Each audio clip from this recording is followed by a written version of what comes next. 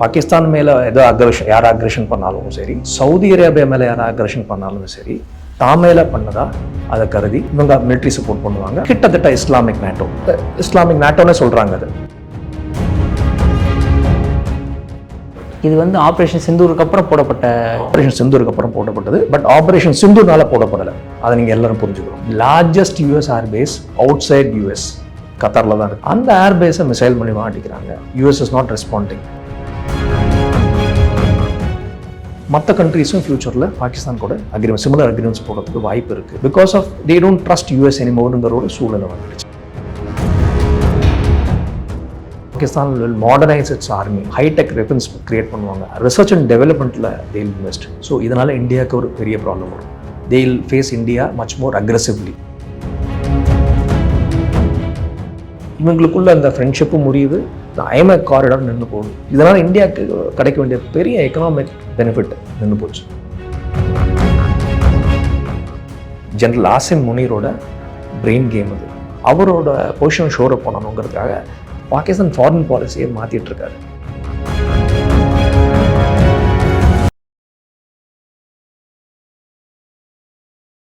இளைய பாரத நேயர்களுக்கு வணக்கம். இன்னைக்கு நம்ம நேர்களில் நம்ம சிறப்பு விருந்தினர் டெரரிசம் அண்ட் ஜியோ பாலிட்டிக்ஸ் அனலிஸ்டான டாக்டர் பாலசுப்ரமணியன் சார் அவர்கள் தான். சார் வணக்கம் சார். வணக்கம் mister Vikram. Jayanth. Jain sir. Sir ஆக்சுவலாக ஒரு ரீசெண்டாக நம்மளால் பார்க்க முடிஞ்சது, நம்ம சவுதி அரேபியாவும் பாகிஸ்தானும் ஒரு டிஃபென்ஸ், அதாவது மிலிட்ரி ரிலேட்டடான ஒரு அக்ரிமெண்ட் போட்டுக்கிட்டாங்க. ஸோ இந்த அக்ரிமெண்ட்டுக்கு இதுக்கு முன்னாடி இந்த மாதிரி அக்ரிமெண்ட்ஸ் அவங்க போட்டிருந்தாங்களா? என்ன மாதிரி இருந்தது அது? சார், இது முன்னாடி அக்ரிமெண்ட்ஸ் கிடையாது. அவங்களுக்குள்ள it is an understanding, bilateral அண்டர்ஸ்டாண்டிங்கில் இது மாதிரி பண்ணியிருந்தாங்க. 1960s to 67 82 வரைக்கும் பாகிஸ்தான் ஆக்சுவலி மெயின்டைன்ஸ் 20,000 ட்ரூப்ஸ் அங்கே மெயின்டைன் பண்ணியிருந்தாங்க on for security reasons. 1991 Iraq invasion of குவைத்தும் போது Pakistan sent 11,000 infantry troops to Saudi Arabia for protection. அதேமாதிரி இப்போ ரீசெண்டாக பார்த்தீங்கன்னா 2017 பாகிஸ்தானோட former army general Raheel Sharif அவர் வந்து சவுதி அரேபியா கவர்மெண்ட் வந்து Islamic military alliance to counter fight டெரர்னு ஒரு குரூப்பை ஃபார்ம் பண்ணி 43 கண்ட்ரி இஸ்லாமிக் கண்ட்ரிஸை சேர்த்து டெரரிசம் எதிர்க்கணும்னு சொல்லி ஒரு மிலிட்ரி அலையன்ஸை ஃபார்ம் பண்ணி அதுக்கு தலைவர் இவரை போடுறாங்க. அந்த அலையன்ஸ் கீழே Pakistan has to maintain some troops in Saudi Arabia was always. இது வரைக்கும் ஒரு 1500 ட்ரூப்ஸ் அங்கே இருக்காங்க. டெக்னாலஜி அட்வைசர்ஸ் ஆகும், எஜுகேஷன் பர்பஸ்க்காகவும், ஏர் டிஃபென்ஸ் மெக்கானிசம் ஆப்ரேட் பண்ணுறதுக்காகவும் அங்கே இருந்துட்டு தான் இருக்காங்க. Pakistan is also sending troops to Saudi Arabia to fight Houthi rebels. சாதாரண பாராமிலிட்ரி ட்ரூப்ஸ் அனுப்புகிறாங்க. ஸோ ஒரு இன்ஃபார்மல் ரிலேஷன்ஷிப், மிலிட்ரி ரிலேஷன்ஷிப் அவங்களுக்கு நிறையா நாளாக இருந்திருக்கு. இது ஒன்றும் புதுசு கிடையாது. இப்போது இந்த அக்ரிமெண்ட் மூலிமா இன்ஸ்டிடியூஷனலைஸ் பண்ணியிருக்காங்க இந்த மெக்கானிசத்தை. முன்னாடி சிம்பாலிக் சப்போர்ட்டாக இருந்தது. ரெண்டு பேரும் இஸ்லாமிக் கண்ட்ரிஸ்னால இந்த கண்ட்ரி அந்த கண்ட்ரிக்கும், பாகிஸ்தான் சவுதி அரேபியாவுக்கும், சவுதி அரேபியா பாகிஸ்தானுக்கும் சப்போர்ட் பண்ணியிருந்தாங்க. இப்போது அந்த சப்போர்ட்டை டிஃபென்ஸ் மெக்கானிசமாக இன்ஸ்டிடியூஷனைஸ் பண்ணியிருக்காங்க through strategic mutual defence agreement மூலிமா, SMDA மூலிமா. ஸோ இதுதான் இப்போது ரீசெண்டாக செப்டம்பர் அன்றைக்கி, அப்போது செப்டம்பர் மந்தில் they have signed this agreement. Okay sir. பழைய அந்த ஒரு அண்டர்ஸ்டாண்டிங்க்கும் இப்போ போட்டிருக்க அந்த அக்ரிமெண்ட்ஸுக்கும் என்ன ஒரு டிஃப்ரென்ஸாக பார்க்க முடியும்? First it's quite unique sir. First நான் சொன்ன மாதிரி முன்னாடி சிம்பாலிக் சப்போர்ட்டாக இருந்தது, ஒரு மாரல் சப்போர்ட், பொலிட்டிக்கல் சப்போர்ட்டாக இருந்தது. இவருக்கு எதாவது ஒன்றுனா அவங்க அங்கேருந்து குரல் கொடுக்குறதும், அவருக்கு எதாவது ஒன்றுனா இவங்க இங்கேருந்து குரல் கொடுக்குறதும் தான் இருந்தது. Because both are Islamic countries. இப்போ வந்து it is been upgraded to a defence pact. அப்படின்னா அதில் ஒரு ஃப்ரேஸ், இம்பார்ட்டன்ட் ஃப்ரேஸ் ஒன்று இருக்குது. Any aggression against the other country is to be considered as an aggression against self. Pakistan மேலே ஏதோ யார் அக்ரெஷன் பண்ணாலும் சரி, சவுதி அரேபியா மேலே யார் அக்ரெஷன் பண்ணாலும் சரி, தான் மேலே பண்ணதா அதை கருதி இவங்க மிலிட்ரி சப்போர்ட் பண்ணுவாங்க. நேட்டோட அந்த அக்ரிமெண்ட் கிட்டத்தட்ட இஸ்லாமிக் நேட்டோன்னு சொல்கிறாங்க அது. ஸோ இந்த அக்ரிமெண்ட் இதுதான் இன்ஸ்டிடியூஷனலைஸ் பண்ணுது. ஸோ இந்த pact binding, it is binding both the parties. ரெண்டு பேரும் சிக்னேட்ரிஸ், ரெண்டு கண்ட்ரியும் பைண்டிங் ஆகுது. ஸோ பாகிஸ்தான் மேலே யாராவது படம் எடுத்தால் சவுதி அரேபியா துணைக்கு வருதும், சவுதி அரேபியா மேலே ஏதாவது த்ரெட் வந்துன்னா, மிலிட்ரி த்ரெட் வந்தால் பாகிஸ்தான் துணைக்கு போவாங்கிறத பைண்டிங்காக இன்ஸ்டிடியூஷனலைஸ் பண்ணி அக்ரிமெண்ட்டில் there reducing it an agreement, இந்த ஃபார்ம் ஆஃப் அக்ரிமெண்ட். இது வந்து ஆப்ரேஷன் சிந்தூருக்கு அப்புறம் போடப்பட்டது. பட் ஆப்ரேஷன் சிந்தூர்னால போடப்படலை. அதை நீங்கள் எல்லாரும் புரிஞ்சுக்கணும். Okay, there are multiple reasons for this. இது வந்து ஃபஸ்ட்டு ரீசன் வந்து நீங்கள் பார்த்தீங்கன்னா 2019 சவுதி அரேபியா ஆயில் ஃபீல்ட்ஸை ஈரான் அட்டாக் பண்ணுறாங்க மிசைல்ஸ் மூலிமா. அப்போது யூஎஸ் ப்ரொடெக்ஷனில் சவுதி அரேபியா இருக்குது. Entire Arab countries, GCC countries, Persian கல்ஃபில் இருக்க கண்ட்ரிஸ் எல்லாமே under US nuclear umbrella protection. இப்போ யூஎஸ் ஒன்றும் பண்ணலை அந்த டைமில். இப்போ ரீசெண்டாக பார்த்தீங்கன்னா June 2025 Iran is attacking US airbase in Qatar. Largest US airbase outside US கத்தாரில் தான் இருக்குது. அந்த ஏர்பேஸை மிசைல் மூலிமா அடிக்கிறாங்க. US is not responding. அப்போ கொஞ்ச நாள் கழித்து பார்த்தீங்கன்னா ஹமாஸ் ஹெட் குவார்ட்டர்ஸ் அதேமாரி இஸ்ரேல் தாக்குறாங்க கத்தாரில். அங்கே தாக்கி அங்கே ஹமாஸ் லீடர்ஸ் செத்து போகிறாங்க. இப்போது அதுக்கு நடுப்புற ஹூத்தீஸ் வந்து are mounting missile attacks, drone attacks against Saudi installations.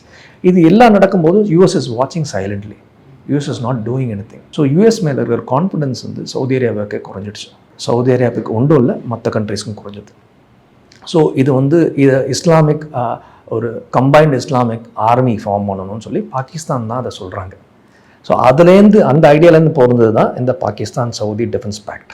இந்த ரெண்டு கண்ட்ரிக்கும் உள்ள உடன்படை இது. மற்ற கண்ட்ரிஸ் அதில் வரல. It's bilateral agreement. ஸோ இது எப்படி டெவலப் ஆகும் அப்படின்னா மற்ற கண்ட்ரிஸும் ஃப்யூச்சரில் பாகிஸ்தான் கூட இதுமாரி ஒரு அக்ரிமெண்ட், சிமிலர் அக்ரிமெண்ட்ஸ் போடுறதுக்கு வாய்ப்பு இருக்குது. Because of they don't trust US எனிமோருங்கிற சூழ்நிலை வந்துடுச்சு.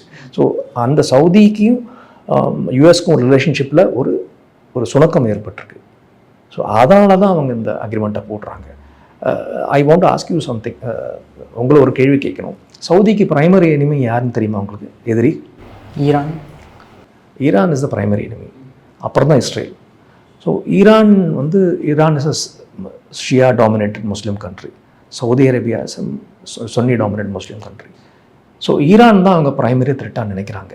ஸோ ஈரான் நம்மளை அட்டாக் பண்ணுறதுக்கு வாய்ப்பு இருக்குது, அந்த பயத்தில் பண்ணுறாங்க. அதேமாதிரி இஸ்ரேல் கத்தாரை பண்ணாமல் நம்மளை அட்டாக் பண்ணலாம் அப்படிங்கிறதும் ஒரு பயம் இருக்குது. அதேமாதிரி Houthis, Yemeni Houthis who are supported by Iran நிறைய அட்டாக் பண்ணியிருக்காங்க. ஸோ நான் ஸ்டேட் ஆக்டர்ஸ் மூலியமாக நமக்கு த்ரெட் இருக்குது. இந்த 3 த்ரெட்டையும் நியூட்ரலைஸ் பண்ணணும். நாளைக்கு ஃப்யூச்சரில் நம்மளுக்கு ப்ராப்ளம் வந்ததுன்னா என்ன பண்ண முடியும், எப்படி சமாளிக்க முடியும்?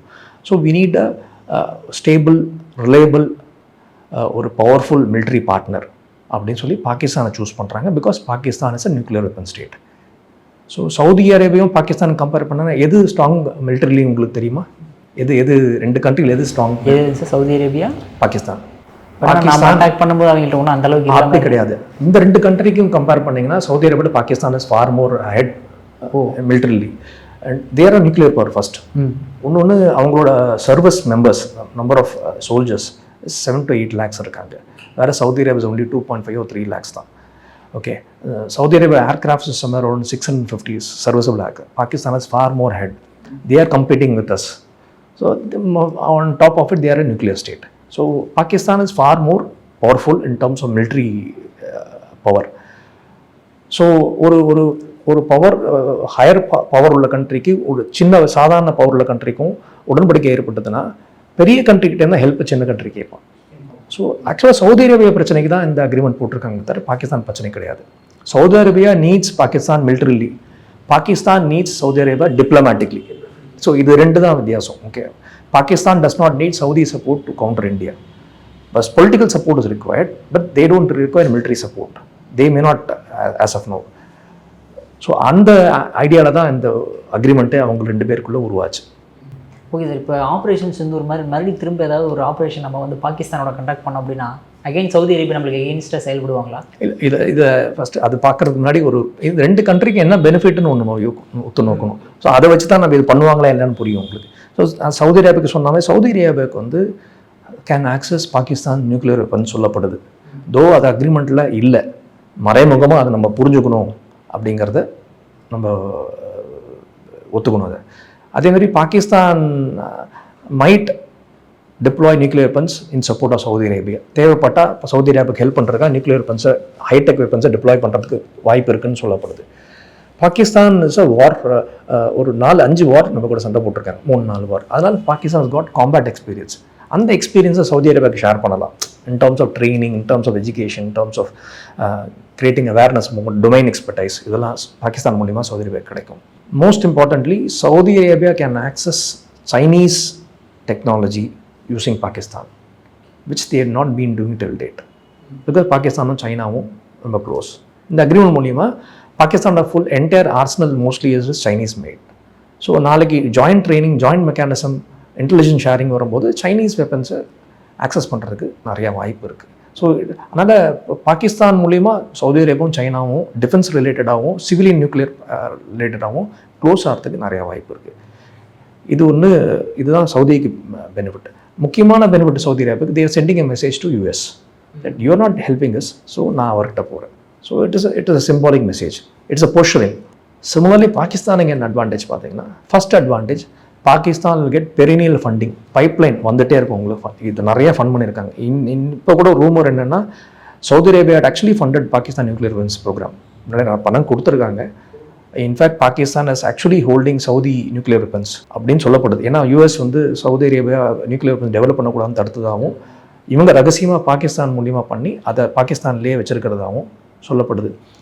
அதோட அந்த பாயிண்ட்டை ஸ்ட்ரெங்தன் பண்ணுறதுக்கு நம்ம ஒரு விஷயம் பார்க்கணுன்னா, May 7th நம்ம அட்டாக் பண்ண அன்னைக்கு அவங்களோட ministry of state Adel al Jubeir, ஒரு senior cabinet member of Saudi Arabian government, இங்கே இந்தியாவுக்கு வந்துட்டார். இமீடியட்டாக நம்மளை மீட் பண்ணிவிட்டு, நம்ம ஃபாரின் மினிஸ்டரை மீட் பண்ணிவிட்டு, அதுக்கப்புறம் நேராக ஹி வென்ட் டு இஸ்லாமாபாத்.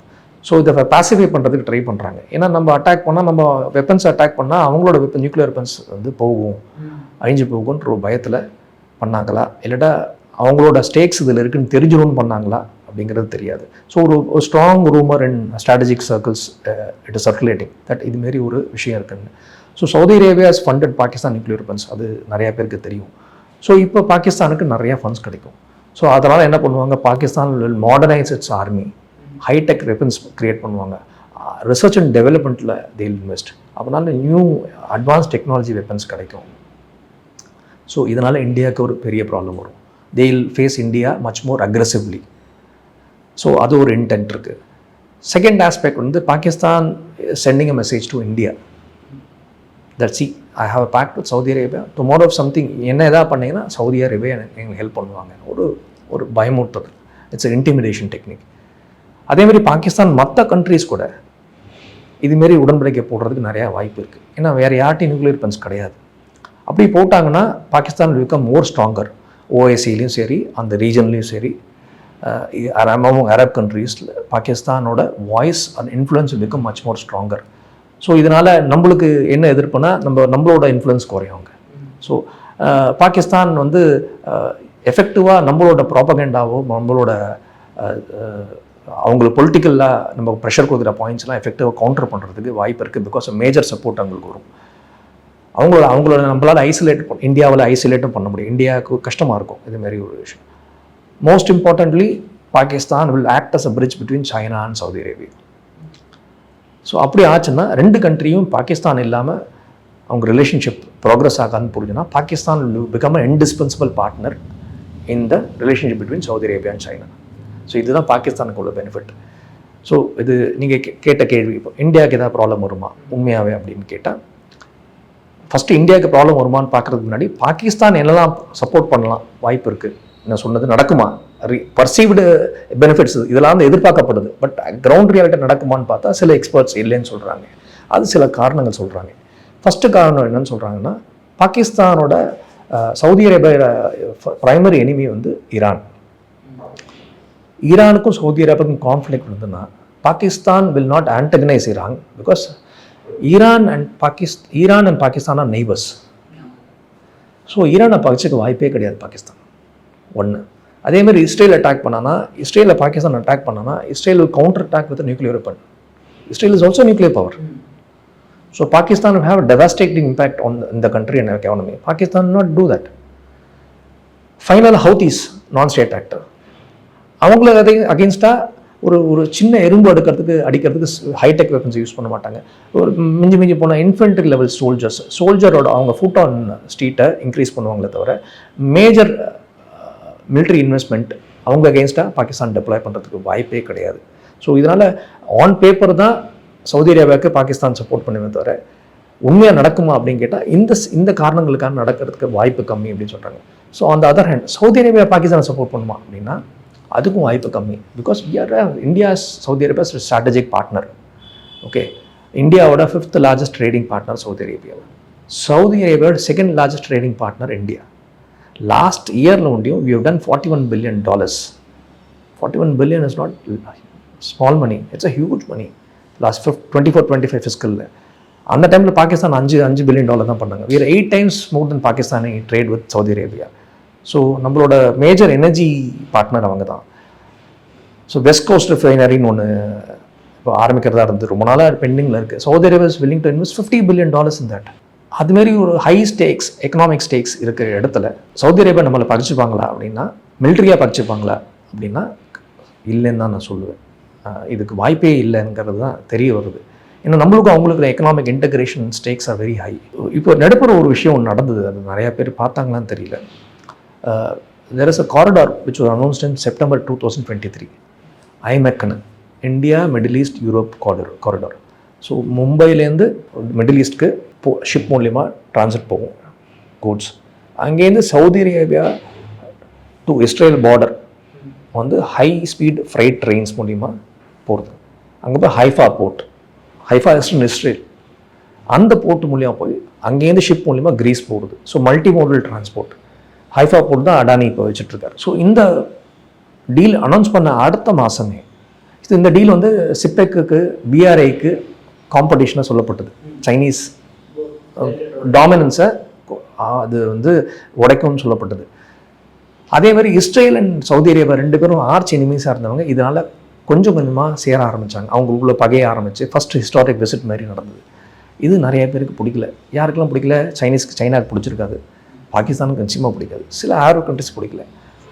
அடுத்த மாதம் இமீடியட்டாக பார்த்தீங்கன்னா October 7th அங்கேருந்து 25 days ஹமாஸ் அட்டாக் பண்ணுறாங்க. அந்த மேஜர் டெரரிஸ்ட் அட்டாக் இன்றைக்கி வரைக்கும் அது முடியாமல் இருக்குது அந்த கான்ஃப்ளிக்ட். அந்த ஹமாஸ் அட்டாக் பண்ண உடனே இவங்களுக்குள்ள அந்த ஃப்ரெண்ட்ஷிப்பும் முறியுது, இந்த ஐமேக் காரிடார் நின்று போகுது. இதனால் இந்தியாவுக்கு கிடைக்க வேண்டிய பெரிய எக்கனாமிக் பெனிஃபிட் நின்று போச்சு. ஸோ ஐமேக் காரிடார் நிறுத்தினதுக்கு பல காரணம் சொல்கிறாங்க. ஹமாஸ் இந்த கான்ஃப்ளிக்டான்னு சொல்கிறாங்க. பட் இந்த ஹமாஸ் அட்டாக் பண்ணதே இந்த ஐமேக் காரிடாரை கொலாப்ஸ் பண்ணுங்கிற காரணத்தால் தான் பண்ணதா அப்படின்னு சொல்லப்படுது. அதுக்கு நிறையா ஸ்டேக் பிளேயர்ஸ் இருக்காங்க. China could be 1%, other Middle East countries could be 1%. இதுமாரி சில பர்சனாலிட்டிஸ் இருக்காங்க. இதனால் நம்மளுக்கு பெரிய பாதிப்பு ஏற்பட்டது. அந்த டைமில் பாதிப்புன்னு ஏற்பட்டால் இந்த பாதிப்பை நம்ம சொல்லணும். இப்போ இல்லை, இந்த அக்ரிமெண்ட்னால இதுக்கு முன்னாடியே ஏற்பட்டுச்சு. Because of economic impact of this corridor not taking shape. இது ஒன்று தான் மேஜர் இம்பேக்டாக சொல்ல போகிறோம். மற்றபடி சவுதி அரேபியா இந்தியா பரிசெய்கிறதுக்கு இப்போதைக்கு வாய்ப்பு இல்லை சார். அது அக்ரிமெண்ட்டில் இருக்கலாம் தவிர, அப்படி பண்ணி தான் தாலிபான் சண்டை போட்டாங்க. ஏன் சவுதி அரேபியா வரல? கண்டன குரல் கொடுத்துட்டு பேசாமல் இருந்துட்டாங்க. ஸோ பாகிஸ்தானும் நாளைக்கு இது ஈரானுக்கும் சவுதி அரேபியா ப்ராப்ளம் ஆச்சுன்னா 2 கண்ட்ரி சண்டை போட்டுக்காங்க, கண்டன குரல் கொடுத்துட்டு எடுத்துருவாங்களே தவிர, மிலிட்ரியாக ஈரானையும் இஸ்ரேலையும் அப்போஸ் பண்ணுவாங்களா பாகிஸ்தான் அப்படின்னா கஷ்டம். அதுக்கு சாத்தியக்கூறுகள் ரொம்ப கம்மியாக இருக்குது. இதை நம்மளை பயமுறுத்துறதுக்காகவும் பாகிஸ்தான் வந்து அவங்களோட ஸ்டேச்சர் இன் கல்ஃப் ரீஜனை ஏற்றுறதுக்காகவும் தான் அதை பண்ணியிருக்காங்க. ஆசிம் முனீரோட பிரெயின் சைல்டு இது, ஜெனரல் ஆசிம் முனீர். அவரோட டொமஸ்டிக்காக அவரோட பொசிஷனை ஸ்ட்ரெங்தன் பண்ணணும். அவர் பர்மனெண்ட்டாக அவர் ஆர்மி சீஃபாகவே இருக்கணும், இல்லாட்டா கமாண்டர் சீஃபாக பிரசிடெண்ட்டாக இருக்கணும் ஒரு முயற்சியில். இது ஒரு முக்கியமான முயற்சி. அதேமாதிரி யூஎஸ் கவர்மெண்ட் கூட போட்டது முக்கியமான அந்த ரேரத் அக்ரிமெண்ட் போட்டது முக்கியமான முயற்சி. ஸோ அவரோட பொசிஷனை ஷோர் அப் பண்ணுறதுக்கு தான் இந்த அக்ரிமெண்ட் தான் தவிர இம்பேக்ட் வந்து நம்மளுக்கு பெரிய இம்பேக்ட் இருக்காது. அந்த இம்பேக்ட் எப்படி நம்ம மொழி எடுக்கலாம் அப்படின்னா, ஃபஸ்ட்டு நம்ம வந்து சவுதி அரேபியா கூட ஸ்ட்ராங்காக என்கேஜ் பண்ணணும்.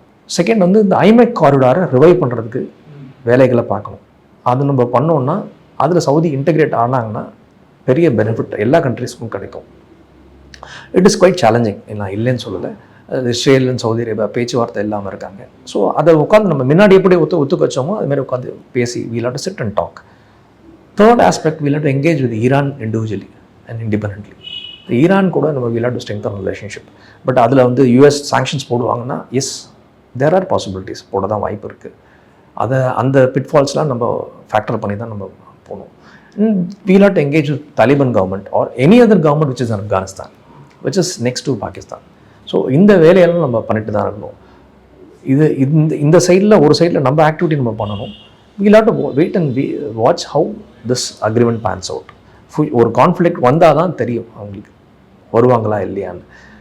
ஸோ எல்லாம் சொல்கிறாங்க, சில பேர் வருவாங்கன்றாங்க, சில பேர் வரமாட்டேன்றாங்க. என்னை பொறுத்த வரைக்கும் சவுதி அரேபியா மிலிட்ரியாக இந்தியாவை பகிச்சிக்கிறதுக்கு வாய்ப்பே கிடையாது. எஸ், சவுதி அரேபியா வந்து பொலிட்டிக்கலாக இந்தியாவை கண்டம் பண்ணலாம். நீங்கள் காஷ்மீரில் தப்பு பண்ணுறீங்க அதுமாரி கண்டம் பண்ணலாம். அது முன்னாடியே பண்ணிட்டு இருக்காங்க, அந்த புதுசு கிடையாது. அதனால் இதுக்கு மேலே அடுத்த லெவலுக்கு த்ரெஷோல்டை தாண்ட மாட்டாங்கிறது தான் என் ஒப்பீனியன். ஸோ இன்னொரு முக்கியமான பாயிண்ட் என்ன பார்த்தீங்கன்னா, கோல்டு வார் பீக்கில் வந்து அப்போ யூரோப்புக்கு US government gave nuclear protection. ஏன்னா அப்போ வந்து சோவியட் யூனியனுக்கு வந்து த்ரெட்டு அவங்களுக்கு யூரோப்புக்கு இருந்ததுனால நேட்டோ மூலிமா நாங்கள் சப்போர்ட் பண்ணுறோம்னு சொல்லி சொன்னாங்க. அப்போது வந்து யூஎஸ் கவர்மெண்ட்டுக்கு ப்ரைமரி த்ரெட் வந்து சோவியட் யூனியன், யூரோப்புக்கும் ப்ரைமரி த்ரெட் வந்து சோவியட் யூனியன். ஸோ ரெண்டு பேருக்கும் காமன் த்ரெட்டு பார்த்தீங்கன்னா சோவியட் யூனியன். அதான் நேட்டோ வந்து சக்ஸஸ்ஃபுல்லாக இருந்தது. இன்னைக்கு வரைக்கும் நேட்டோ பைண்டிங்காக இருக்குது. So NATO feels that Russia the common thread for all the countries, இருக்கிற எல்லா மெம்பர்ஸ்க்கும். பட் இந்த சவுதி அரேபியா பாகிஸ்தான் பேக்டை பார்த்தீங்கன்னா ரெண்டு பேரும் காமன் எனிமீஸ் கிடையாது. Pakistan enemy India, Saudi Arabia enemy Iran, Israel and Houthis. So common enemies இல்லாத போது இந்த பேக்டை உடன்படிக்கை எவ்வளோ சக்ஸஸ்ஃபுல்லாக இருக்கும், எவ்வளோ நாளைக்கு வித்ஸ்டாண்டிங்காக இருக்குங்கிறது சந்தேகம்தான். ஸோ அந்த இஸ்லாமிக் நேட்டோ அப்படின்னு இதை சொல்கிறது வந்து ஒத்துக்க முடியாத விஷயம், இதுக்கு பொருந்தாத விஷயம். ஸோ இட் இஸ் காமன் எனிமியாக இருந்தால் தான் நேட்டோ மாதிரி ஒரு பெரிய உருவெடுக்கிறதுக்கு வாய்ப்பு இருக்குது. பட் காமன் எனிமியாக இல்லாத போது இப்போ இந்தியா வந்து சவுதி அரேபியாவுக்கு எனிமியாக இருந்தால் yes this could be very successful. So இப்போ பங்களாதேஷ்க்கும் பாகிஸ்தானுக்கும் ஒரு சிமிலர் அக்ரிமெண்ட் இருந்ததுன்னா எஸ் வாய்ப்பு இருக்குது. But Saudi Arabia is close strategic partner of India. அதேமாதிரி Iran is an enemy of Saudi Arabia. But Iran and Pakistan are friends. So அந்த common enemy, common ground இல்லாத போது, ஒரு காமன் அட்வர்சரி இல்லாத போது இந்த அக்ரிமெண்ட் வந்து இஸ்லாமிக் நேட்டோ மாதிரி இஸ்லாமிக் நேட்டோ ஆகுமா அப்படின்னு கேட்டால் வாய்ப்பு இல்லை, வாய்ப்பு கம்மின்னு தான் நான் சொல்லுவேன். ஸோ அதேமாதிரி இப்போது இந்த மிகப்பெரிய ஒரு டிஃபென்ஸ் பேக்ட் போட்டிருக்காங்க சவுதி அரேபியா பாகிஸ்தானும். ஆனால் இதுக்கு ரியாக்ஷன் கொடுக்கலையா அமெரிக்கா? அமெரிக்கா ரியாக்ஷன் கொடுக்கணும் தான் பண்ணுது. America is also doing wait and watch game. So அமெரிக்காவுக்கு வந்து அவருக்கு 1008 ப்ராப்ளம் சார் டொமஸ்டிக் சர்க்கியூட்டில். இப்போ ஃபஸ்ட்டு ஆசிம் முனீர் பற்றி பேசியிருந்தேன் இல்லைங்களா. ஆசிம் முனீர் என்ன பண்ணார், ஒரு 2 நாள் முன்னாடி ஒரு அமெண்ட்மெண்ட் கொண்டு வராங்க பாகிஸ்தான் கான்ஸ்டியூஷனுக்கு, 27th அமெண்ட்மெண்ட். அதில் நிறைய அமெண்ட்மெண்ட் இருக்குது. அதில் ஒரு முக்கியமான நோட்வொர்த்தி அமெண்ட்மெண்ட் பார்த்தீங்கன்னா ஆர்டிகல் 243 அமெண்ட் பண்ணணும்னு சொல்கிறாங்க. ஆர்டிகல் 243 என்ன சொல்லுதுன்னா, பாகிஸ்தான் ஆர்மியோட control lies with the government, that is political government, executive கூட தான் இருக்கணும்னு. பட் அதை மாற்றி it should go with more control which go with ஆர்மிங்கிற மாதிரி ஒரு அமெண்ட்மெண்ட் கொண்டு வராங்க. ஸோ அவர் ரிட்டையர் ஆகிற டைம் வர வர வர இதுமாரி விஷயங்கள்லாம் நம்ம பார்க்க முடியும். ஸோ இப்போ பாகிஸ்தான் முன்னாடி ஒரு ப்ரோ சைனாவாக இருந்தாங்க, கொஞ்ச நாளைக்கு ப்ரோ யூஎஸாக இருந்தாங்க. இப்போ Pakistan is doing a balancing act. சைனாக்கும் ஹேண்டில் பண்ணுறாங்க, யூஎஸையும் ஹேண்டில் பண்ணுறாங்க, சவுதியை ஹேண்டில் பண்ணுறாங்க. ஸோ இது வந்து எல்லாமே பாகிஸ்தான் ஆர்மி ஜென்ரல் ஆசிம் முனீரோட பிரெயின் கேம் இது. அவரோட பொசிஷன் ஷோரப் பண்ணணுங்கிறதுக்காக பாகிஸ்தான் ஃபாரின் பாலிசியை மாற்றிட்டுருக்காரு. நீங்கள் ட்ரம்ப் எடுத்துட்டீங்கன்னா அவர் இதுமாரி டொமஸ்டிக் ப்ராப்ளத்தினால தான் பாகிஸ்தானோட foreign policy is changing. So அதே சிமிலர் இஷ்யூஸ் தான் இங்கே இப்போ ட்ரம்ப்புக்கு போயிட்டுருக்கு. அங்கே நீங்கள் யூஎஸில் பார்த்தீங்கன்னா நேத்திக்கு ஒரு கேஸ் வந்தது. நம்ம டேரிஃப் போட்டாங்க இல்லையா நம்ம மேலே, அந்த டேரிஃப் எடுத்து போடப்பட்ட கேஸ். நம்ம மேலே டேரிஃப் போட்டதுக்கு முன்னாடி கனடாவில், மெக்சிகோ மேலே பிப்ரவரி மாதம் போட்டார், சைனா மேலே ஏப்ரல் மாதம் போட்டார். ஸோ இது எதிர்த்து அங்கே இருக்கிற ஸ்மால் ட்ரேடர்ஸ் என்ன பண்ணாங்க, they went to a court call court of international trade New York. அங்கே போய் இது மாதிரி டேரிஃப் போட்டதுக்கு ட்ரம்ப்புக்கு அதிகாரம் கிடையாது அப்படின்னு சொல்லி கேஸ் போட்டாங்க. கரெக்டு, அதிகாரம் கிடையாதுன்னு கோர்ட் சொல்லிடுச்சு. ஸோ இம்மீடியட்டாக அப்பீல் போச்சு. அது கோர்ட் ஆஃப் அப்பீல்ஸ்னு ஒன்று இருக்குது இன் ஃபெடரல் சர்க்கியூட்டில் வாஷிங்டன் டிசியில். அந்த கோர்ட்லேயும் ஆகஸ்ட் மாதம் அந்த கேஸ் வந்தது. அந்த கோர்ட்லேயும் 7-4 அதாவது 11 ஜட்ஜஸில் 7 பேர் ட்ரம்ப்புக்கு அதிகாரம் கிடையாதுன்னு சொல்லிட்டாங்க. அந்த கோர்ட்டு சுப்ரீம் கோர்ட்டில் நேத்திக்கு ஃபஸ்ட்டு ஹியரிங். இப்போ நேத்திக்கு வந்து ஹியரிங்கில் கவர்மெண்ட்டை ரொம்ப ஹார்ஷாக கேள்வி கேட்டதாக சொல்லப்படுது நிறையா ஜட்ஜஸ். இவங்க ரொம்ப கன்சர்வேட்டிவ் ஜட்ஜஸ்லாம் அவன் இது எப்படி பண்ணீங்க, சாத்தியமே கிடையாது, உங்களுக்கு அந்த பவர்ஸே கிடையாது. ஸோ அந்த எந்த ஸ்டாச்சுவை வச்சு பண்ணால், எந்த லா ப்ரொவிஷன் வச்சு பண்ணார் அவர், international emergency economic powers act 1977 பண்ணது. அதில் டேரிஃப் போடுறத பற்றி சொல்லப்படலை, டேக்ஸ் போடுறத பற்றி சொல்லப்படலை. ஆனால் உங்களுக்கு அதிகாரம் கிடையாதுன்னு சொல்லி ஆர்கியூமெண்ட் பண்ணுறாங்க. ஆர்கியூமெண்ட் பண்ணது வந்து நீல் கட்டியால்னு ஒருத்தர், ஒரு இந்தியன் லாயர், அவர் இந்தியன் அமெரிக்கன் லாயர். அவர் தான் ஸ்பீரட் பண்ணி இதை ஃபைட் பண்ணிகிட்ருக்காரு. ஒருவேளை ட்ரம்ப்புக்கு அகேன்ஸ்டாக இது போனாலும், ஒருவேளை இந்த கேஸ் டேரிஃப் போடக்கூடாதுன்னு சொன்னாங்கன்னா பெரிய ட்ரம்ப்புக்கு ஒரு செட்பேக்காக தான் இருக்கும். சிமிலர்லி ட்ரம்ப்போட ஆப்போனண்ட் பார்த்தீங்கன்னா நியூயார்க் மேயர் ஜோரான் மம்தானி. அவர் வந்து நியூயார்க்கு தான் mayor, is not a US president. But இருந்தாலும் ஐடியாலஜிக்கல் எனிமியாக ட்ரம்ப் அவரை பார்க்குறாரு. அவர் வின் பண்ணது, நியூயார்க்கில் வின் பண்ணது ட்ரம்ப்புக்கு செட்பேக் தான், ட்ரம்ப்போட பார்ட்டிக்கு செட்பேக் தான். ஏன்னா New York is epicentre of US, financial capital of US.